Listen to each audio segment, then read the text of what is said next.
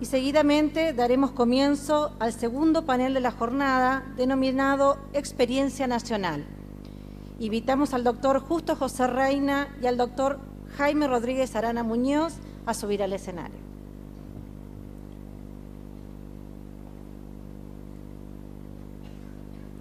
El doctor Justo José Reina es director de la Asociación Argentina de Derecho Administrativo, ADA.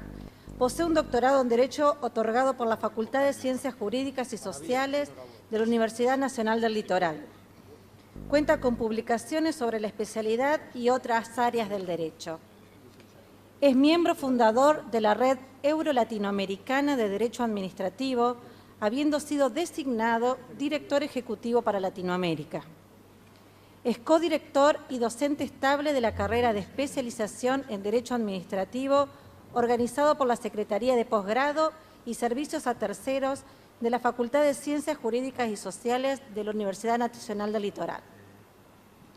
Disertará acerca de la transformación de la administración pública para la tutela de los derechos sociales en la provincia de Santa Fe.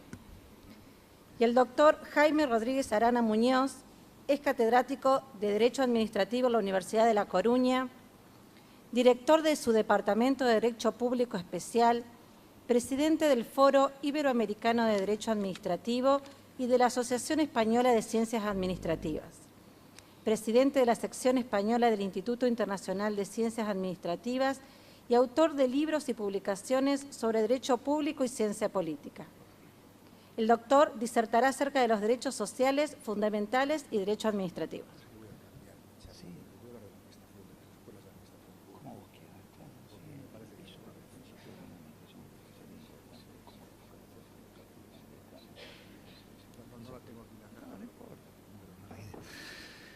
Buenos días. En primer lugar, muchísimas gracias a todos los presentes.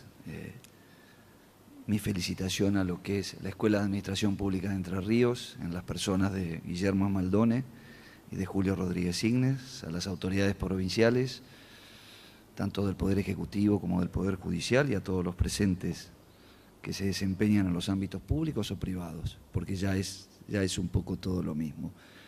Si yo pudiera decir algo de tantos años de interacciones con Entre Ríos, yo hablaría del compromiso del entrerriano, del corazón del entrerriano y de la responsabilidad institucional del entrerriano, porque nunca deja su Entre Ríos de lado y siempre está pensando y sufriendo como por la cosa pública y por su provincia. En esto que decía Julio, hay mucho de charlas, pero hay mucha preocupación en el entrerriano, en esto que les decía de la responsabilidad institucional. Hay mucha preocupación por las formas, pero también hay mucha preocupación por el fondo. Yo sí les puedo decir que esto es el resultado de charlas, de debates, de tertulias, de preocupaciones concretadas en cada uno de los actores en pequeñas luchas personales, institucionales, cada uno dentro de su ámbito laboral. Entonces, ver que la Escuela de Administración Pública de Entre Ríos avanza, yo creo que a nivel federal, conociendo a los actores muy fuerte y tiene que ser como una especie de estela en que nos podamos incorporar todos desde la región y tratar de ayudar. Yo coincido con Guillermo y coincido con Julio, con los dos en alguno de los ejes básicos que yo pude extraer. Hay un Estado frágil, sin duda no es un Estado omnipotente por distintas razones.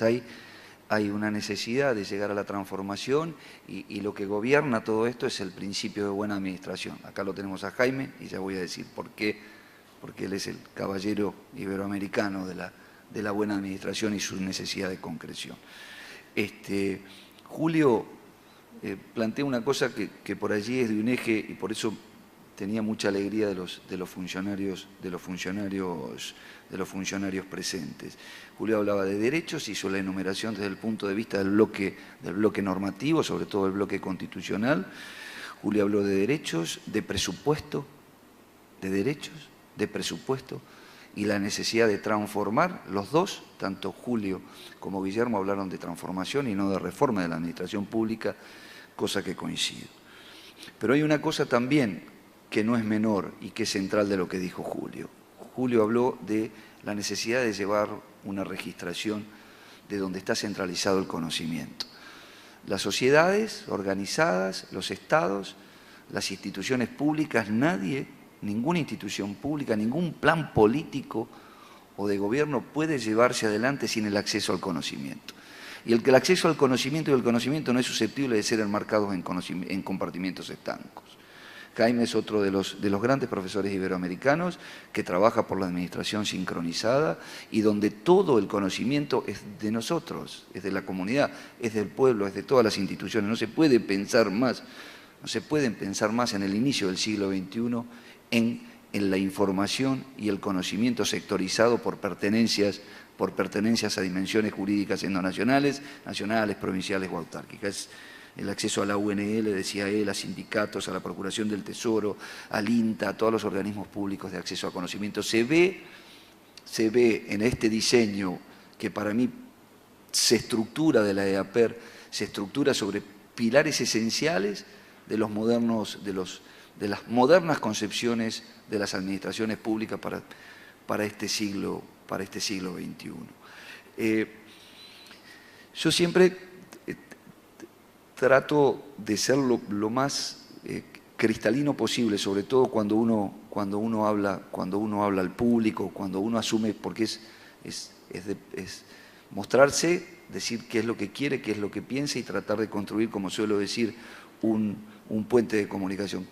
¿Yo qué me considero? Yo me considero un funcionario de carrera y un docente y un investigador que por cuestiones, decisiones, confluencia de decisiones personales y coyunturas de vida. He optado por la gerencia profesional, la gerencia de carrera, o ser funcionario de carrera por decisión personal. Mi padre, mis abuelos, mis bisabuelos, todos abogados en el estudio jurídico, pero yo me fui a lo que me gusta porque quiero ser feliz, creo como todos y a esta altura, pero ese es mi sentimiento. Entonces, quiero que sepan que hay una identificación personal con ustedes, por lo que ha significado ser funcionario de carrera en distintos tiempos históricos de los que ninguno de nosotros como argentinos hemos sido. O sea que en mí está siempre esa necesidad de la profesionalización y cuando yo veo todos estos cometidos me considero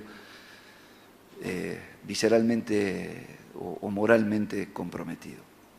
Y después me toca la presidencia de la Asociación Argentina de Derecho Administrativo, que es una cuestión coyuntural.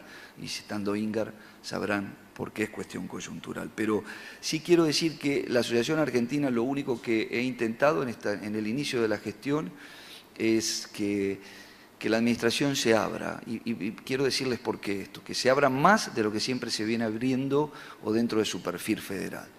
Yo quiero decir que este encuentro, más allá de las expectativas técnicas que tenemos todos y las definiciones técnicas, también quiero decirles que es el inicio de algo, que tiene que ser, lo ideal sería que sea un proceso sin tiempo. ¿Por qué lo vinculo a la ADA? Porque en la primera acta de comisión directiva de la ADA se crea la Secretaría de Derecho Público Provincial y Local y el secretario de esta nueva secretaría es Julio Rodríguez Signer, que además es de ser su fiscal de Estado, de ser, junto con Guillermo, los impulsores de esto, es vicepresidente del Foro de Fiscales, y yo sé cómo piensa y yo sé cómo lucha en lo que es la construcción de una abogacía pública, de las ciencias económicas focalizadas a la función pública para un siglo XXI. Entonces, no solamente es esto que es Julio, y es el convenio entre la Asociación Argentina de Derecho Administrativo y la EAPER, pero también es que en la primera reunión de comité ejecutivo se conforman y se autorizan la conformación de 3 grupos de investigación. Uno sobre responsabilidad del Estado, con motivo de la 26944, otro es sobre el contencioso administrativo, si cámaras o no cámaras, si es fuero o no es fuero, y el tercero, que es el que a mí me toca, que trata sobre la transformación de la administración pública o la transformación de las organizaciones estatales para el siglo XXI. A propósito de la provincia de Entre Ríos, a propósito de la provincia de Santa Fe y eventualmente de Ciudad Autónoma de Buenos Aires. El grupo de investigación, Julio es codirector, ha aceptado Héctor Rodríguez, con lo que significa Héctor Rodríguez para todo esto, alumnos de grado, alumnos de posgrado, abogados del Estado, algunos con antecedentes docentes, otros con no. Es un grupo abierto, es un grupo abierto.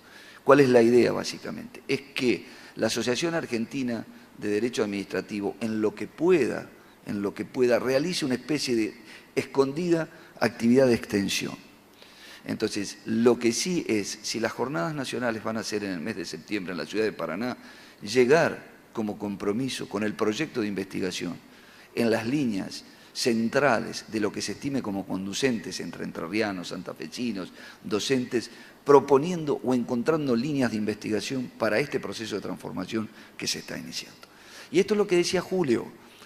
Yo soy funcionario de carrera, esto no se puede construir si no es con los que saben, y los que saben somos los que tenemos la lucha cotidiana entre la profesionalización, nuestras realidades personales y el entorno que nos rodea de nuestra sociedad. Yo soy funcionario de carrera y sé que estamos ávidos de poder desplegarnos, o como decía Guillermo, de que nos den rienda y que podamos trasladar nuestras experiencias para que sean recibidas y se concreten, aunque sea en 2 palabras, de un proceso de transformación. Para mí sería suficiente con 2 palabras, con una línea, y no les digo si fuera con una idea. Entonces el proceso recién se inicia.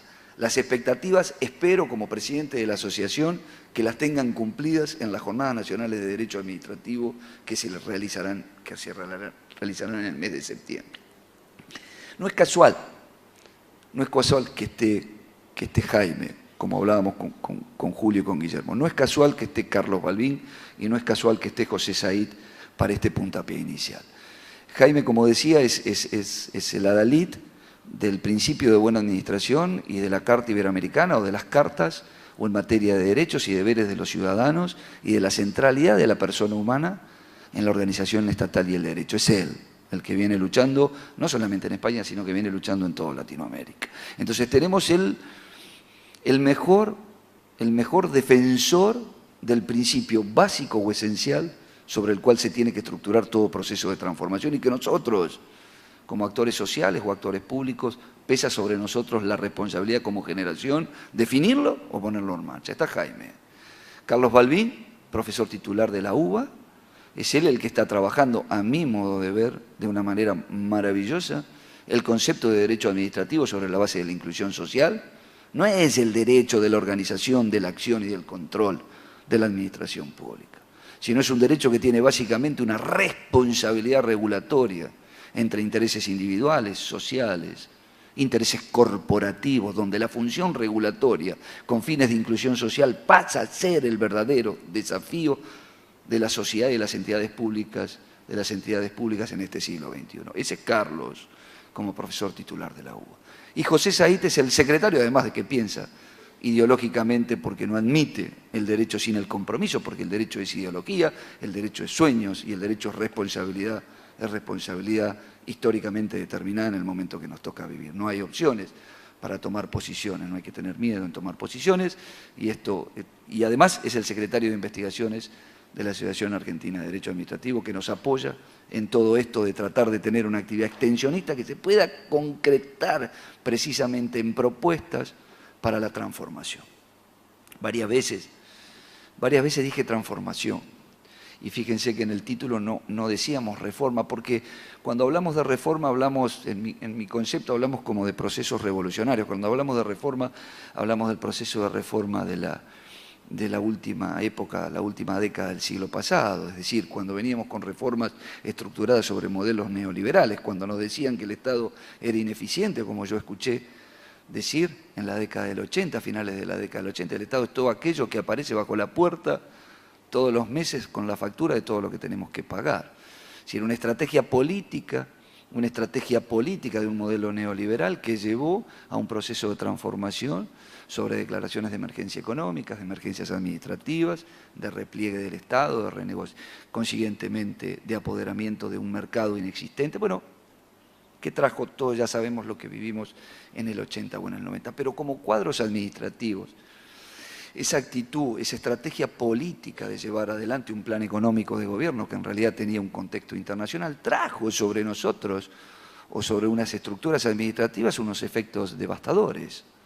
Es decir, porque había una descalificación y un repliegue o un acorralamiento de los sectores administrativos que trajo un daño de difícil recuperación. Y esta es la responsabilidad histórica, que tenemos ahora para llevar un proceso de transformación. El proceso de la expresión transformación, hay algunos grupos de investigación donde desde el punto de vista jurídico lo integra Ricardo Rivero Ortega, que están trabajando de reciente publicación para el modelo español, y ellos toman el concepto de transformación. ¿Pero qué dicen con transformación? ¿Por qué transformación? Porque es un modelo les dicen, es un concepto de tecla. ¿Qué sería la tecla? Y tocar, observar, mirar el orden jurídico y decir, bueno, yo toco lo menos posible, el punto más sensible, para provocar la transformación más profunda. Entonces, si nosotros, como funcionarios de carrera, contadores, abogados, ingenieros, arquitectos, queremos decir cuáles son, tenemos que pensar por de pronto de respetarnos a nosotros mismos como sociedad organizada y como organización administrativa. Somos el resultado de un proceso histórico, mal o bien, es el nuestro, estando de un lado ideológicamente, del otro lado, pero es nuestro proceso. Entonces, todo aquello que tiene que ir, tiene que estar vaciado de cuestiones o de venganzas o de cuestiones ideológicas o de cuestiones personales, sino que tiene que apuntar a la eficacia y a la buena administración, colocando a la persona humana, al ciudadano, de manera participativa en el centro de la organización, estatal y del derecho. Y cuando yo digo respetando lo histórico, pero además tiene que ser el proceso de transformación donde todos nos consideremos parte del todo. Todos los funcionarios de carrera y políticos nos consideremos partes del todo. El todo no somos nosotros. Es la noción de sistema, la noción de sistema y entorno. ¿Qué es el sistema? Todo lo que está dentro. ¿Qué es el entorno? Todo lo que está fuera del sistema. La relación del derecho con el sistema o con la realidad que lo rodea tiene un doble efecto, una relación tautológica o circular, como suelo decir citando a un profesor de español, que es el profesor Serrano de filosofía. Muchas veces el sistema transforma la realidad reprimiendo conductas indebidas y la lleva y la encausa, y en muchos otros de los casos es la realidad, es la sociedad, es la ONG, es el ciudadano participativo, el que transforma el derecho conforme a sus reclamos. En la sociedad de la información y del conocimiento no podemos llevar adelante un proceso de transformación si no es desde una concepción sistémica y de pertenencia al mundo de la naturaleza, al mundo de la sociedad civil, a todos los aspectos que circundan a lo que somos nosotros, o no tener una visión acotada de la pertenencia, sino tener una visión sistémica o integral de quiénes somos, cuáles son nuestras responsabilidades como sujetos, como personas, y así pensar en los términos de la eficacia y llevar adelante el proceso de transformación. Jaime, yo sigo con Jaime y me aguanto para no citarlo mucho más de lo que cito. Él habla siempre del pensamiento abierto, plural y complementario. Pensamiento plural. Y el proceso de transformación tiene que ser con el respeto de las diferencias y con la cobertura de las diferencias, pero tenemos que llevar adelante esta transformación para darnos cuenta que estamos inexorablemente frente a una necesidad de una sociedad que tiene niveles de exclusión que no se admiten. Hay niveles de exclusión que no se admiten. ¿Cómo haríamos o cómo se propone? Ya voy a volver sobre esto, sobre lo que es la enumeración que hace, doy una idea de adelanto, como una especie de jalón. Julio hablaba con la enumeración de los derechos económicos, sociales y culturales en la medida que habían sido recibidos. Nuestra Corte Suprema de Justicia de la provincia, en un fallo que es Quivet Castro, reconoce lo que constituye el núcleo mínimo o existencial de los derechos humanos o fundamentales. Reconoce con validez jerárquica como fuente de derecho las observaciones generales del Comité de Derechos Económicos, Sociales y Culturales, lo reconoce como derecho, entonces le da la legitimación y el derecho sobre lo que considera los núcleos mínimos o existenciales de los derechos humanos o fundamentales, sobre todo de los derechos sociales. Dejemos ahí, núcleo mínimo, no como que lo que esté por sobre el mínimo y por el carácter progresivo de los derechos humanos no deba ser tutelado, no digo eso, al revés, sí que deben ser, sí que son derechos. Pero la responsabilidad, y aquí va un adelanto, pero la responsabilidad como actores administrativos, la responsabilidad como actores jurídicos, la responsabilidad como actores políticos, en lo que está por abajo del núcleo mínimo o existencial, que ya, como dice la Corte, no puede ser la persona calificada como tal, acá las reglas del juego cambian. Acá las reglas del juego. Acá la interpretación del derecho, de la organización y del sistema cambia. Si no cambia, realmente nunca vamos a llegar a que la persona humana como tal esté en el centro de la organización estatal y del derecho. Esto es lo que dejo allí, como flotando, como un adelanto, como una de las propuestas para trabajar y para avanzar si es que es factible, si se puede discutir, con pensamientos plurales y con las diferencias que puede haber. ¿Por qué es la necesidad o cómo decimos que es correcto? Vamos a llevar adelante o vamos a intentar formular propuestas o discutir sobre un proceso de transformación cuyo objeto principal y cuyo destino principal es que la persona humana, en toda su dimensión o en las dimensiones mínimas o existenciales, esté en el centro de la organización y del derecho. ¿Cómo haces esa hoja de ruta? Bueno, yo decía que lo primero que hay que hacer es buscar las normas conformadoras. Es decir, esas normas conformadoras de la estructura de la organización y de la acción.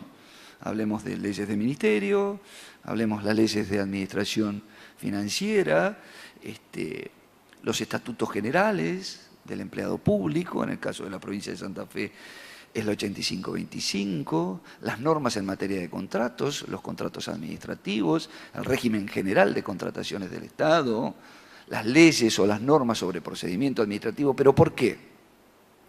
Porque básicamente yo digo, bueno, estas son las normas y toda la otra que se quiera discutir, analizar o entrar con el bisturí lo más que se pueda para encontrar a dónde tienen sus anacronismos o su necesidad de transformación.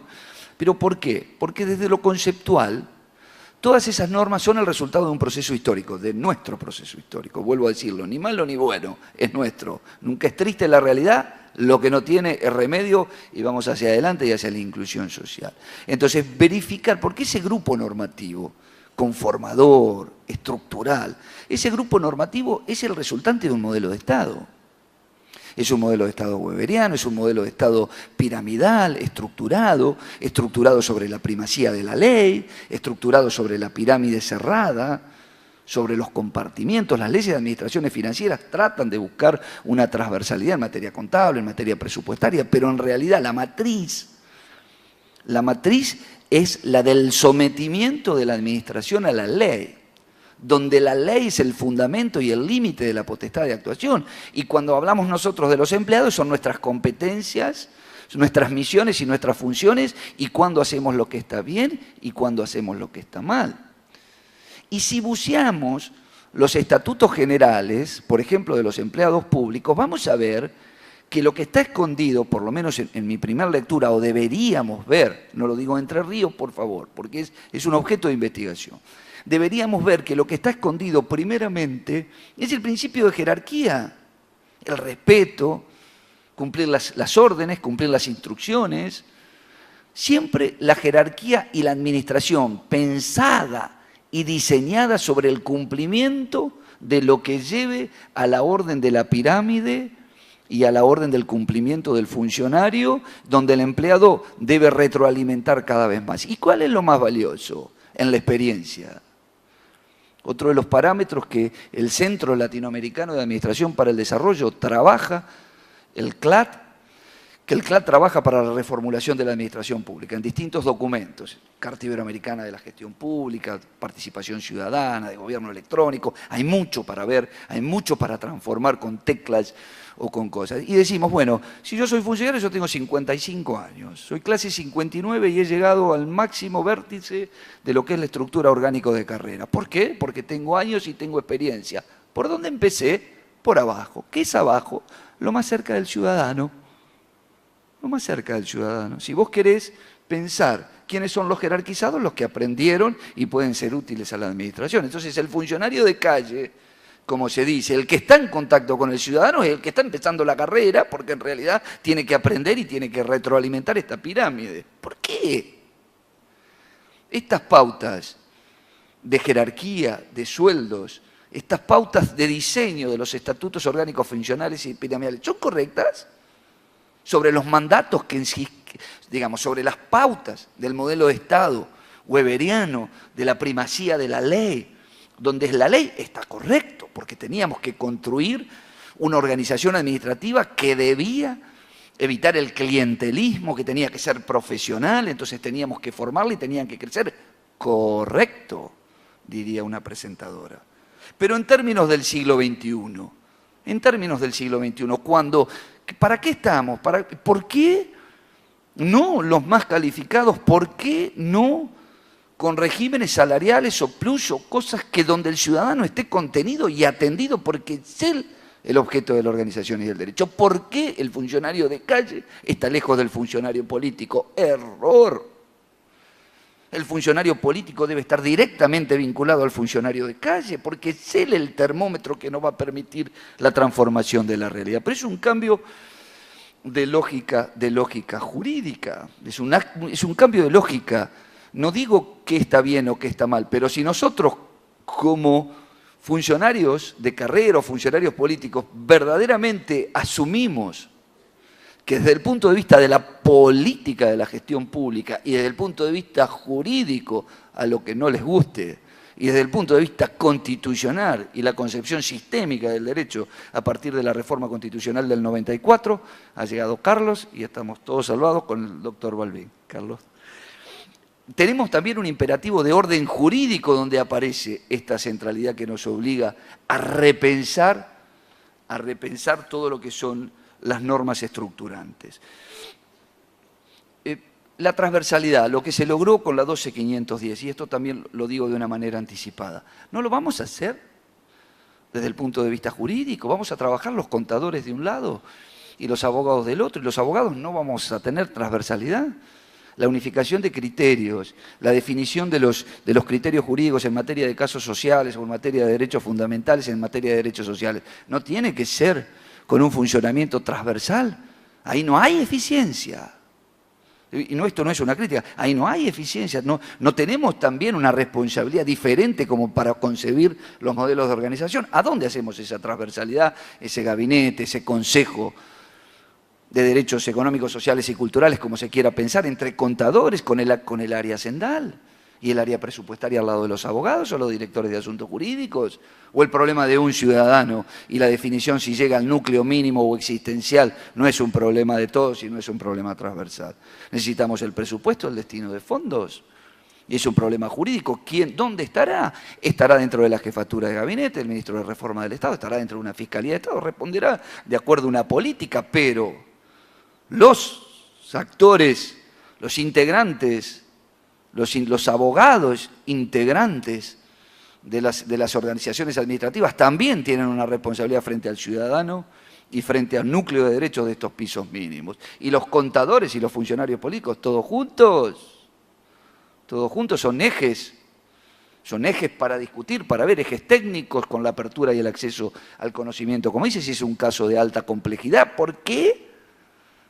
Si es un caso de alta complejidad, yo no lo puedo resolver en un modelo de organización estructurada, cerrada y vertical, ni siquiera con una transversalidad en materia jurídica y contable y con una transversalidad dentro de la administración, con una transversalidad técnica, porque no, como organización administrativa no tengo la base, el acceso al conocimiento por la complejidad de este derecho de incidencia colectiva, por ejemplo, de materia ambiental. ¿Cómo no ir al conocimiento de las universidades? ¿Cómo no ir al conocimiento de las ONG? Pero es un cambio de normas de organización, es un cambio de normas de procedimiento. Es lo que dice Jaime, los catálogos de los derechos contenidos en los derechos y deberes del ciudadano contenidos en la Carta Iberoamericana, que es la última, creo, Jaime, que es la última Carta Iberoamericana. ¿Dónde los colocamos? ¿Cuáles derechos? Vamos todos a una carta. Vamos a la ley de procedimiento administrativo y este derecho va acá, este derecho va acá, este derecho va acá. ¿Por qué no como en España? ¿Por qué no como en España, que cuando un ciudadano cae tiene el catálogo de sus derechos publicados dentro de su unidad de organización?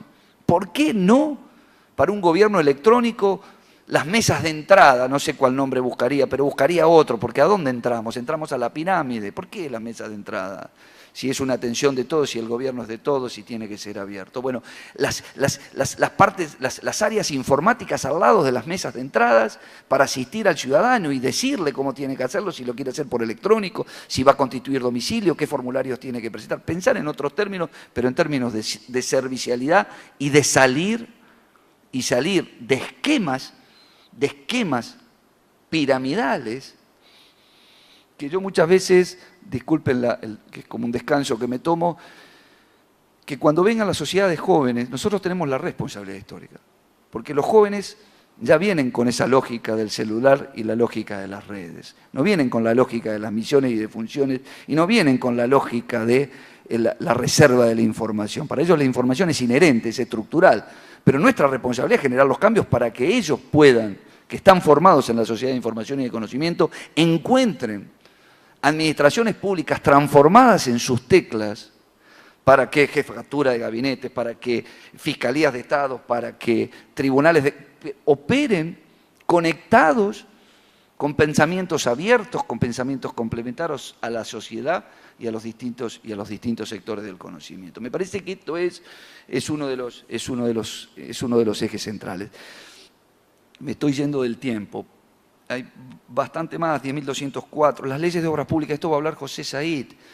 Nosotros pensamos el término de contrato de ecuación económica, la contratación pública, y esto Coruña es avanzada, Jaime podría hablar de eso también, es la contratación pública estratégica, no es solamente la provisión de bienes o servicios o el acceso de bienes de infraestructura. Hay otros cometidos públicos donde el contrato público con destino de fondos tiene que captar otros intereses públicos necesitados de atención.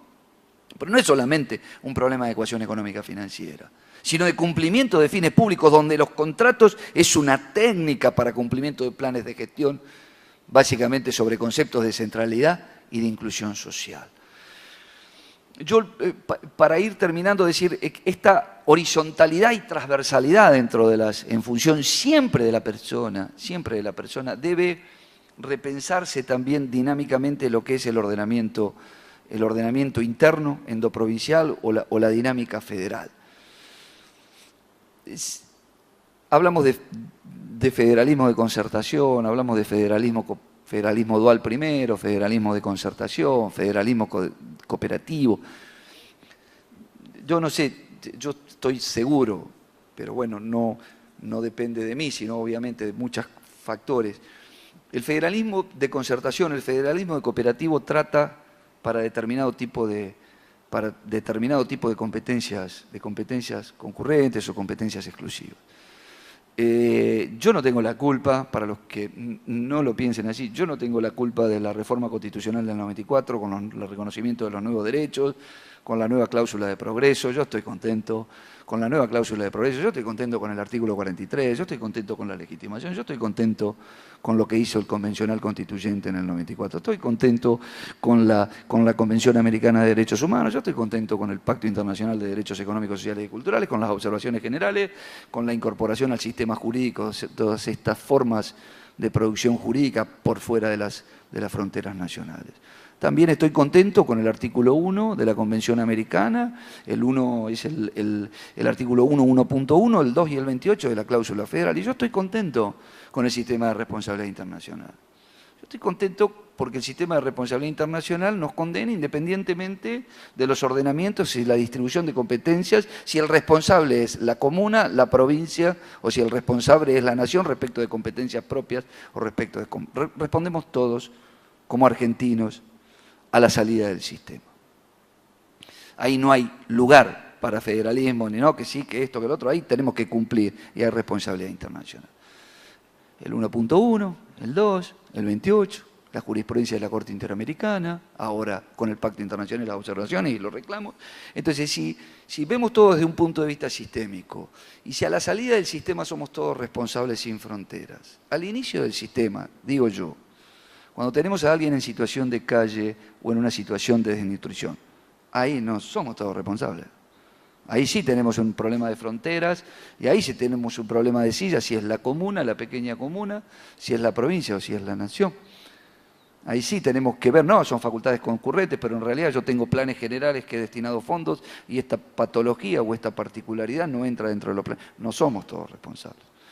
Yo creo que frente al indefenso, el impacto, es decir, que la responsabilidad de la inclusión social, lo que quiero decir retomando algún tema, la responsabilidad de la inclusión social no es solamente una cuestión de definición de plan político de gobierno. Podemos estar de acuerdo o no, pero yo no tengo la culpa y recibo con el mayor de mis cariños la modificación del sistema jurídico. Este es un problema del orden jurídico. Yo creo que ningún plan político de gobierno podría abandonar los núcleos mínimos o existenciales o de considerarlos en sus planes políticos y en sus planes de acción.